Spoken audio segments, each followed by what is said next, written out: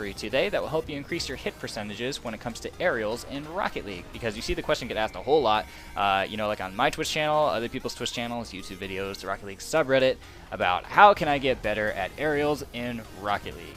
A lot of people will advise that you just spend time in the aerial training mode, which is fine because it's a good place to practice your basic mechanics, which are jump, tilt your car up into the air, and boost, and you'll fly.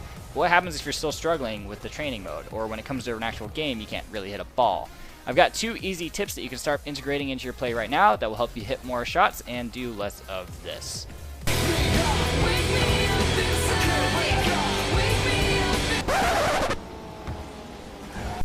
Alrighty guys, my first tip for you today is to slow down.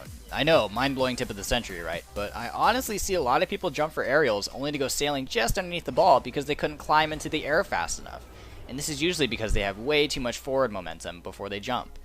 The more forward momentum you have when you jump, the flatter your flight trajectory is going to look. So, if you slow down before you jump, your vertical thrust is going to be able to take over more, and you'll be able to climb vertically at a much faster rate, as illustrated by these graphs that I've crudely thrown together that hopefully illustrate what I'm trying to talk about here.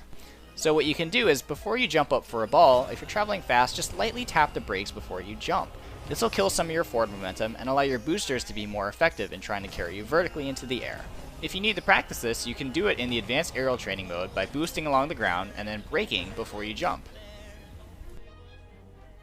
My second and last tip for you guys today is to take just a split second when your car is still on the ground to aim the nose of your car where you want to meet the ball in the air before you jump. You have a lot more control of your car when it's on the ground than when it's in the air, but I still see a lot of players make the mistake of jumping for an aerial and then having to wildly steer from left or right while they're in the air just to catch the ball. If you do this, you're making it a whole lot harder on yourself just to hit that thing.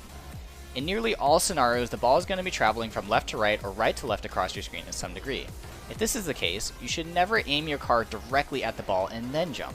What you want to do is determine the ball's flight trajectory, the path that it's taking through the air, and pick a spot along that trajectory where you want to meet the ball. Then, point your car's nose towards that point and then jump and fly towards it. You're basically picking a spot in the air where you and the ball will converge and meet, rather than trying to basically chase the ball down while it's flying. Of course, after you jump, you're probably still going to have to make some minor corrections by steering from left to right, and that's okay. With this tip, we're just trying to maximize control and minimize flailing.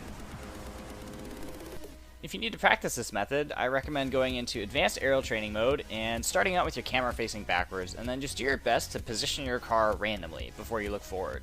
Once you're looking forward, try to determine the ball's flight trajectory, the arc path that it's taking through the air, pick a spot along that arc where you want to meet the ball, and jump towards it. You'll know that you're starting to get better at steering on the ground because you'll have to steer very minimally from left or right while you're flying to meet the ball. And that's going to do it for today's quick tips and tricks video. I hope that these tips help you improve your aerial gameplay